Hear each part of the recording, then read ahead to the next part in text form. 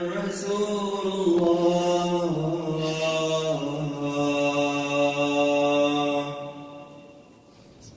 أشهد أن محمد رسول الله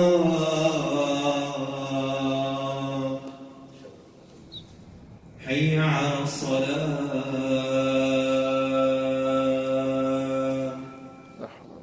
حي على الصلاة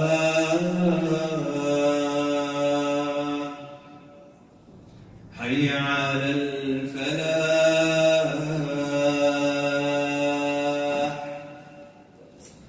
حي على الفلاح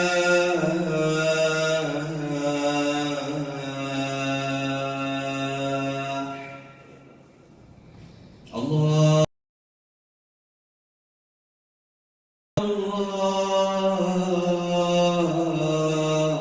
الله أكبر لا إله إلا الله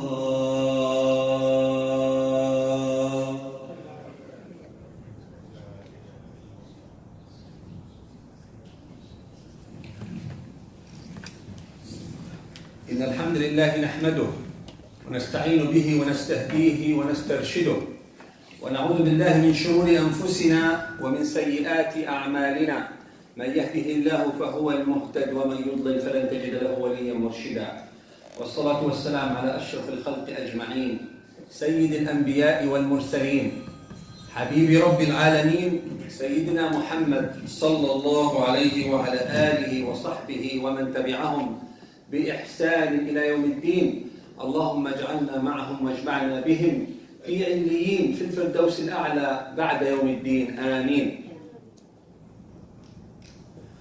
أعوذ بالله من الشيطان الرجيم. يا أيها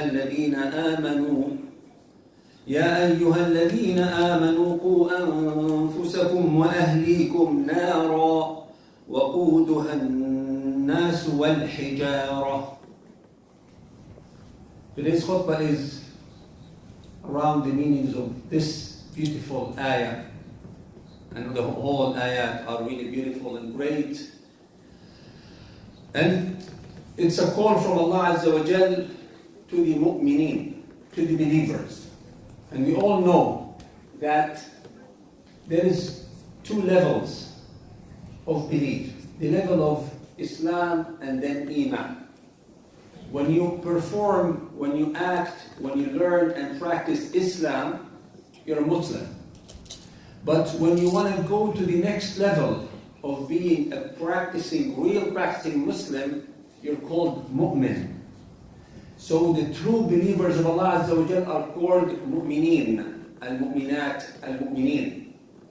When Allah Azza wa Jal wants to talk to mu'mineen, He says, Ya ayyuha alladhina amanu, O who have believed, O whom are the believers of the faith of Allah Azza wa Jal.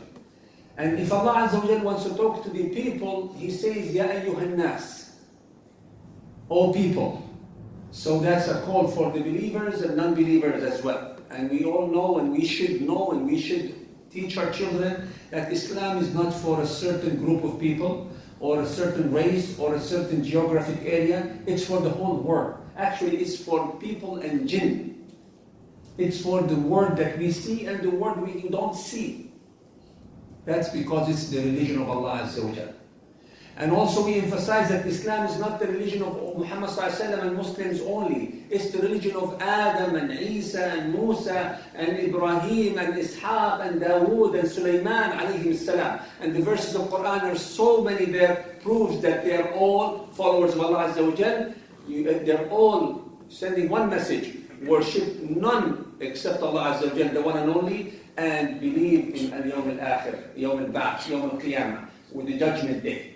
So the whole deen is between believing in Allah and His messengers and believing in Yawm al-Qiyamah. What was different between prophets is al-shara'i'. Al-shara'i' means some rituals, some ways of worship that Allah Azza wa Jal designed a bit differently from one time to another, one prophet to another, to address the needs and issues of people at that time. So going back to the ayat, Ya ayyuha alladhina amanu, when Allah Azza wa Jal call you, you have to pay attention. In many ayat, Allah just brings His hikmah, His wisdom, His orders, or His prohibiting something without calling. So when Allah calls you as a believer, that means He wants you to pay 100% full attention, and whatever comes after Ya ayyuha alladhina amanu from your Lord, that means it's a big deal of an issue, or an order, or prohibiting something very much serious. So Ya ayyuha alladhina amanu, yes Allah, we are listening. We are the believers, inshallah. We claim to be the believers. And let's see what Allah wants from us. قُوا أَنفُسَكُمْ وَأَهْلِيكُمْ نَارًا. Protect yourself and your family. Jahannam, the fire of Jahannam. وَقُودُهَا النَّاسُ وَالْحِجَارَةِ. He wants us to not only think of it as a fire, because when you say fire, a small match is a fire. Sometimes fire is something enjoyable when you go camping or you do a fire on the grill or barbecue. But Allah wants you to be scared of this. And He said, وَقُودُهَا النَّاسُ وَالْحِجَارَةِ. This fire is fed, the real food that keeps it on is people and stones, rocks. It's a serious fire. It's not a human-made fire. It's not a worldly fire. So Allah is talking to the mu'mins, to the believers who have already went one degree above just being Muslims. So they are mu'mineen. Subhanallah. And Allah is telling us, protect yourself and your family from that fire. And we want to learn today 3 things about the protection. 3 layers, 3 levels that are very essential, very important, and there's no excuse for any of us here for not following or for not committing to. Number 1, قُوا أَنفُسَكُمْ. Protect yourself. A very simple example, when you ride a plane, when you fly anywhere, they always tell you, first buckle your own seatbelt and then help the one beside you, even if that one beside you was a baby. If you want, may Allah forbid, if there is a trouble in the air, if there is a problem with the plane or with the weather, and the oxygen mask fell down, you need to put it on you first, and then the next to you if you have a child, a wife, even a baby. So you first. So this is straightforward. Sometimes we get busy helping others, and then we forget to help ourselves. You can get busy doing a lot of even da'wah, but you forget to increase your own iman. So your mission on earth, you were created alone, like one person, and you will die as one person, and you will wake up from death, resurrect as one person, and you will be judged. To start with is about yourself, about your iman. So we have to protect ourselves first. And you cannot be efficient in protecting others if you don't protect yourself. Very easy. You cannot save others if you cannot go and jump to the water to save others from drowning if you don't know how to swim yourself. So yourself first when it comes to protecting it from the hellfire. What kind of hellfire? وَقُودُهَا النَّاسُ وَالْحِجَارَةِ. That the food of that fire, it lives on people's body and rocks, stones and rocks. La hawla wa la quwwata illa billah. May Allah protect us all from going to hellfire, not even by passing through it for a second. So our responsibility number 1 is ourselves. Increase your iman every single day. improve, read more Quran, have more akhlaq, stay away from shaitan. وَلَا تَتَّبِعُوا خُطُوَاتِ الشَّيْطَانِ.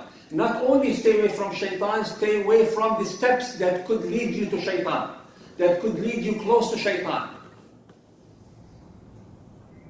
Stay away from haram and anything that leads you to haram. Have the best manners. And I always emphasize on manners because manners are more difficult to obtain compared to the worships. Many people, by the action of habit, especially if they are raised in a house that are taking care of the sha'a'ir, the rituals, the ibadat, they pray 5 times a day. Many people fast Ramadan. Many people read Quran at least Friday, Surah Al-Kahf, or 1 page a day or so. But it's hard for many people to have the real manners that those ibadat are designed to feed or to result for good manners. If you are the best worshipper on earth and you are angry a lot or all the time, if you don't smile to your fellow human beings in general and to your fellow Muslim brothers and sisters in specific, and to your family in more specific, that's a problem. That's not the Muslim that Allah Azza wa Jal wants you to be. Even if you pray 24 hours, if you lie, you're not the Muslim that Allah Azza wa Jal wants you to be. If you cheat, if you drive fast without the seatbelt and you don't care, if you don't care about other people's feelings, many of us fail on this point. Oh, I didn't know, I didn't mean to hurt this person. Oh, I'm just straightforward, I don't go right. What do you mean? If you hurt people's feeling by judging them or describing them even in something that they already have, you think like, I'm just too frank? No, you are not following the Sunnah. Muhammad Sallallahu Alaihi Wasallam, when in a crowd, used to see someone makes mistake, he never point his finger, hey you, Muhammad, or Ammar, or Salah, or this, stop doing this. Stop talking during Jum'ah. He never did it. What he does, he speaks generally. Those who speaks during Jum'ah prayer, I'm just giving an example, or playing with the ground, or doing tasbih, or holding phone, please don't do that because it's not allowed. Those who, not you, and he doesn't even look at them. These are the manners of advice. And we need to practice that. So there's a lot of examples, but really, the most important thing that we want to learn and keep on learning, and do not feel good about yourself because you need to improve all the time. It's improve your manners, your akhlaq. And even Muhammad Sallallahu Alaihi Wasallam, who was chosen by Allah, he was brought up from childhood, protected, prepared by Allah to carry the message of Allah, to help the people be on the path of Allah and go to the Jannah of Allah, away from the Nar of Allah. Yet Allah told him in the Quran, فَبِمَا رَحْمَةٍ مِّنَ اللَّهِ لِنْتَ لَهُمْ وَلَوْ كُنْتَ فَظًّا غَلِيظَ الْقَلْبِ لَانفَضُّوا مِنْ حَوْلِكَ. With the mercy of Allah, and only with the mercy of Allah, Allah made you simple, easy to approach, layyin, hayyin, a person who is mellow, who is nice. And if Allah Azza wa Jal, even He knows Muhammad Sallallahu Alaihi Wasallam is already the kindest person on earth, yet He is talking to Muhammad Sallallahu Alaihi Wasallam, وَلَوْ كُنْتَ فَظًّا غَلِيظَ الْقَلْبِ. If you were harsh, if you have a hard heart, if you use ways of talking, conveying haqq and da'wah, if you use those tough ways, لَنْفَضُّوا مِنْ حَوْلَكَ. The best people on earth after the Anbiya are the Sahaba. Yet, they know that Muhammad Sallallahu Alaihi Wasallam will only Quran, yet if the way Muhammad Sallallahu Alaihi Wasallam conveyed the truth in a harsh and tough way, لَنْفَضُّوا. And the word انفضوا means they will run away. They will just jump far from you. They will go without looking back. انفضوا. Suddenly they will leave. just because the way we Muslims are the people of akhlaq. And this is one of the things that I see personally, wallahi, and in this masjid, between us, we are tough people. Most of us are tough. We did not learn, or we don't want to learn, or we think it's not nice to be too nice. Too kind, too. Muhammad ﷺ is the kindest. There's nothing called too kind. You have to be too kind forever. Be kind. Islam is the religion of kindness. Talk to people in the best way possible. If you don't know, think twice before you say anything. People sometimes walk and when I look at them, they're like, serious. Come on. Relax. Relax. You have problems. Everybody has problems. Muhammad ﷺ had the top of problems. He never, ever looked at someone without smiling. Except now you are in a mission of defending your Islam, your country, your house. Sure. So, to say this again, Muhammad is conveying the message of Allah to the people around him who are Sahaba, who believed him. Yet he was told to not be tough. And don't worry about the way I talk. My intention is good. Don't talk too much about how. Just concentrate about what did I say. Ya akhi, no. How is important. Actually, it's the vehicle where your words and your deeds bring from one place to another. I want to talk to someone, I want to advise my daughter, or my son, or my friend. I have to make sure that this advice will go to his heart or her heart and be accepted and understood clearly without making them feel embarrassed in front of anyone. If I don't do this, my advice will just flow over the head of people, and actually it could even make a reverse action that my kids or my friend or my colleague will actually do the opposite and hate whatever I'm talking about. So we could be calling people for Islam and good manners, and yet the result, they run away from it. Why? Because of our behavior. I hear this a lot. Why do you concentrate on our behavior or our attitude? Just leave attitude on the side and concentrate on the matter of... No. Your attitude is what brings the haqq or take the haqq away from you. So, that's number one. قُوا أَنفُسَكُمْ. Protect yourselves from the fire. What else? وَأَهْلِيكُمْ. And your family. Here the family, Mufassirin said the close family or bigger family. And I will say everything we can call family is included here. So the family are two types. Your wife, children are your family that you are directly in charge about. كُلُّكُمْ رَاعٍ وَكُلُّكُمْ مَسْئُولٌ عَنْ رَعِيَّتِهِ. Every one of you is in charge for those people that Allah made you responsible for. This is the smaller family, your own direct responsibility. But also, you are responsible to care and communicate and help them stay away from the fire. Your mother, your father, your brothers, your sisters, your uncle, your aunt, the close relatives, and the most specific father, mother, brothers, and sisters.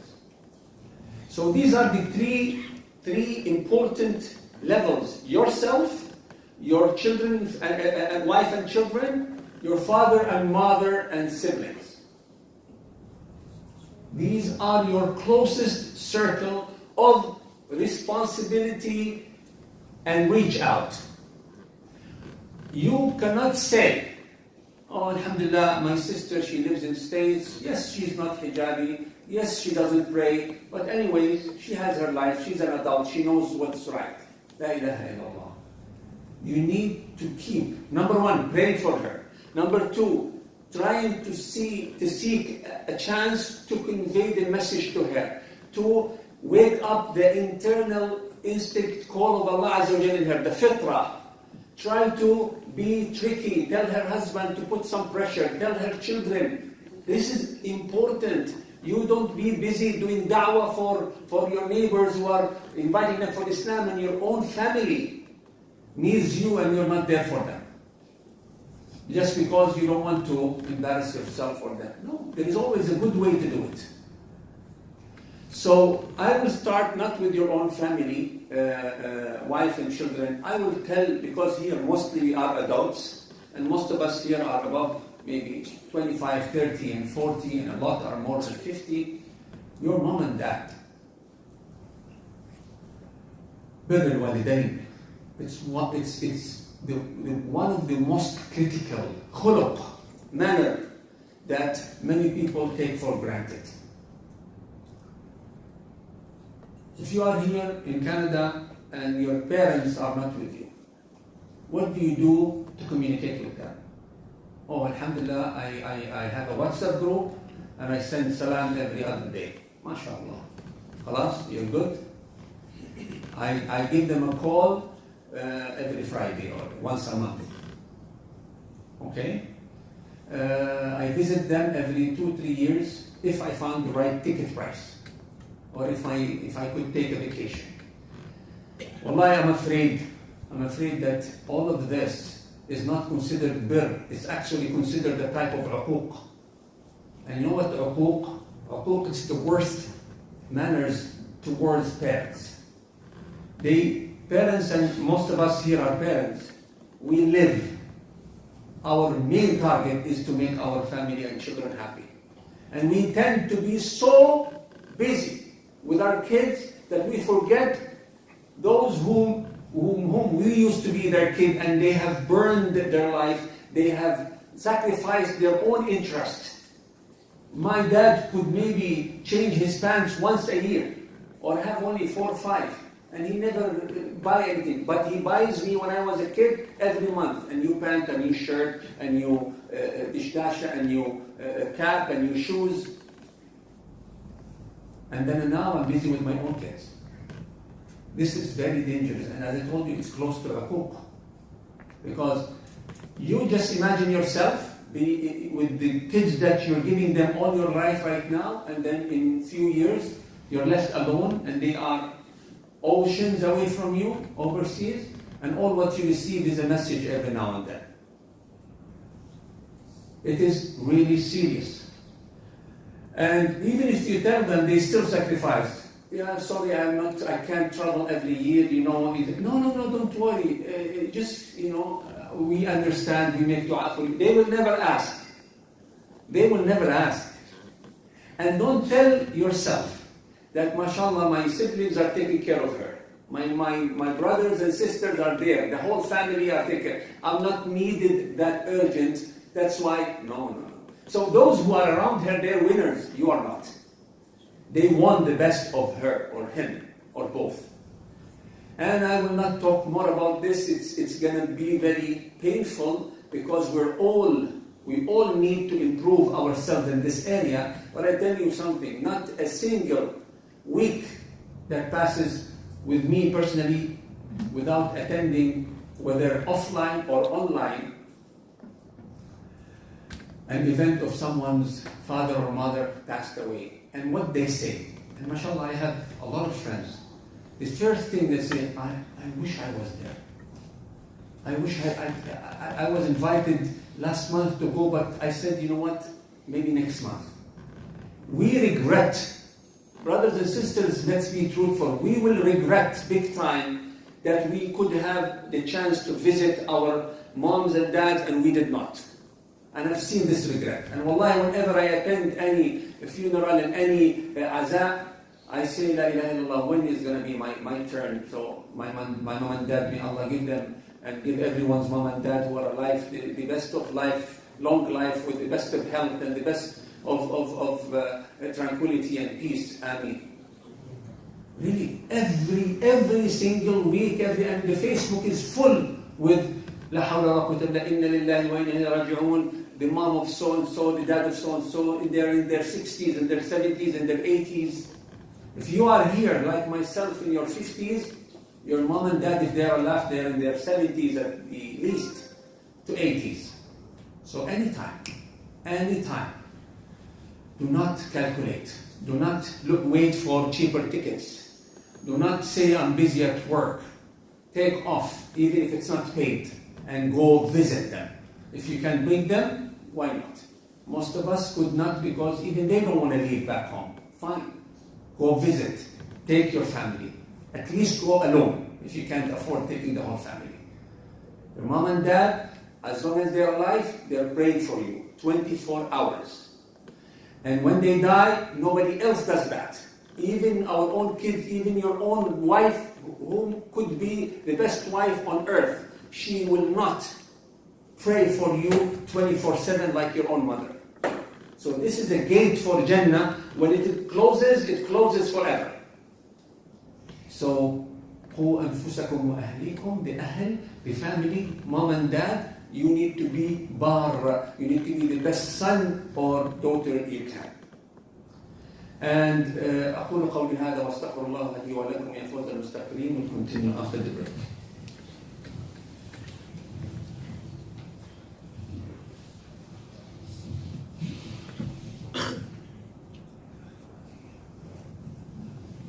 بسم الله الرحمن الرحيم والصلاة والسلام على أشرف المرسلين سيدنا محمد وعلى آله وصحبه ومن تبعهم بإحسان إلى يوم الدين. اللهم علمنا ما ينفعنا وانفعنا بما علمتنا وزدنا علما يا أرحم الراحمين. قال رسول الله صلى الله عليه وسلم خياركم لنسائهم. The family starts with the man, the brother, getting married to another woman, the sister in Islam.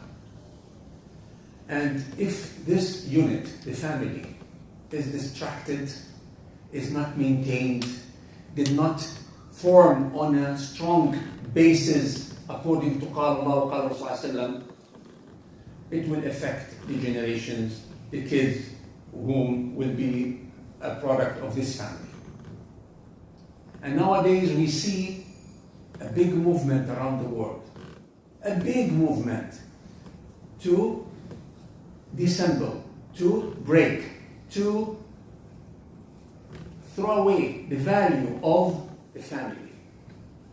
And here the hadith, according to Rasulullah, the best among you, and this is for men, for brothers, are those who are best for their wives. If you think you're a good person, check with your wife. And then check with your children. Check with your mom and dad. But we're done with parents, and we can never give them the haqq of talking about them. But let's talk about your wife, your partner. And I will just mention one thing. For us to review and go make maintenance for your relationship with your wife. You have to know that you are married because Allah told you to get married. Ta'atan lillah. You need to fix the reason of marriage. If you're married just because you really need to get married because it's a hobby, no, fix it. As a Muslim, the marriage is an act of worship because Allah ordered us, and Muhammad ﷺ ordered us to get married. When you have this feeling, when you renew your intention, your niyyah, that I am married to get closer to Allah, automatically that means I will treat my wife, she will treat me according to the law and according to the way Allah Azza wa Jal and Muhammad ﷺ have taught us. And it's so easy to get access to how Allah wants you and me to treat our wives and how our wives should treat us. And always be the upper hand, always be the giver, and never wait for a return, even with your wife, or even the wife of your husband. Oh, I'm doing good to her all my life and she never appreciated it. Allah appreciates it. That's what counts. That's what's important. She might appreciate it, but in a different way. You're not getting it. And the same thing for sisters. I'm being good to my husband all my life. Enough is enough. No, enough is not enough. Be good because you are good. You are the good Muslim sister that Allah Azza wa Jal is proud of you in front of Malaika. Look always to the reward from Allah Azza wa Jal. Yes, we want appreciation. Yes, we love people to be good to us. But if they are not, it will never help by punishing them by doing the same. You're looking down to them because they're not appreciating your relationship or the rights, and then you're doing the same. Oh, they're not good to me, I'm not going to be good to them. No, don't go to that level. So treat them with ihsan. Treat them with the best manners. If you see, the khutbah here is so rich with manners. It's all about manners. The manners will tell you if you are a good Muslim or you're just a Muslim by name. And every one of us have mistakes. So we need to fix our manners. So خيركم خياركم خياركم لنسائهم. The best among you are the best to their wives. And of course that talks to the wife as well. The best wife, the best way to go to Jannah for our sisters, for our ladies in Islam, is to be the best wife she can, and the best mother she can, and the best sister she can. Lastly, our children. They are big time amana.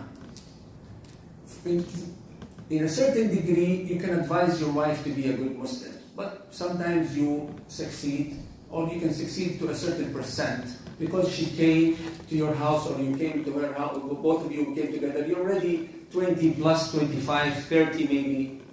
There's some things you can do and fix, both of you, but there are things that are there. But what about your children? Subhanallah. They are plain paper. And it's up to you and your wife, with the will of Allah Azza wa Jal and tawfiqihi, to write down what your children will look like in terms of manners, behavior, relationship with Allah, relationship with the Sunnah, relationship with the Masjid. It's all up to you. Allah gave you the full power. Yes, there are some genetic things, but they all can be manipulated and will be influenced by you. Very simple. If you bring a Chinese baby, 1 day old, or an Indian baby, or an Arab baby, and you teach him a different language, English, only English, they're going to just talk English. So what's the genetic has to do with the language? And the same thing with the manners and ibadah. And that's authentic by Muhammad sallallahu alayhi wa sallam. يولد الإنسان على الفطرة فأبواه يهودانه أو يمجسانه أو ينصرانه أو كما قال صلى الله عليه وسلم. The parents, they are the one who decide the religion of their children.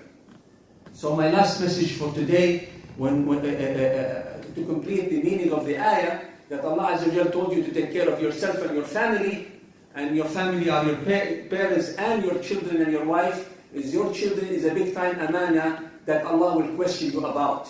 Their name, choosing their mother in the beginning, choosing their name, teaching them Quran. Kids, there's authentic hadith that children Yawm al-Qiyamah, some of them will hold their father like in front of Allah and say, oh Allah, take my right, punish my dad because he did not teach me Quran. He did not teach me Islam. Don't be, please, let's not be from those who will stand in front of Allah Azza wa Jal so ashamed, so feeling low because we did not do what we can. We're still alive, we're still breathing, we can do this. It's simple for those who follow the steps of Muhammad sallallahu alaihi wasallam. أقول قولي هذا واستغفر الله لي ولكم فإني داع فأمنوا. اللهم اغفر لنا، اللهم ارحمنا، اللهم اهدنا واهد بنا واجعلنا هداة المهديين. اللهم اجعلنا هداة المهديين لا ضالين ولا مضلين. اللهم رب لنا أبناءنا، اللهم ربنا ورب لنا أبناءنا ورب لنا أزواجنا ورب لنا زوجاتنا. اللهم اجعلنا نعيش يا رب العالمين برحمتك. اللهم اجعلنا من المؤمنين الحقيقيين يا أرحم الراحمين. اللهم اجعلنا من جيران حبيبك المصطفى صلى الله عليه وسلم في الفردوس الأعلى من غير سابقة عذاب ولا حساب. اللهم آتنا في الدنيا حسنة وفي الآخرة حسنة وقنا عذاب النار. إن الله وملائكته يصلون على النبي يا أيها الذين آمنوا صلوا عليه وسلموا تسليما. وأنت يا أخي أقم الصلاة.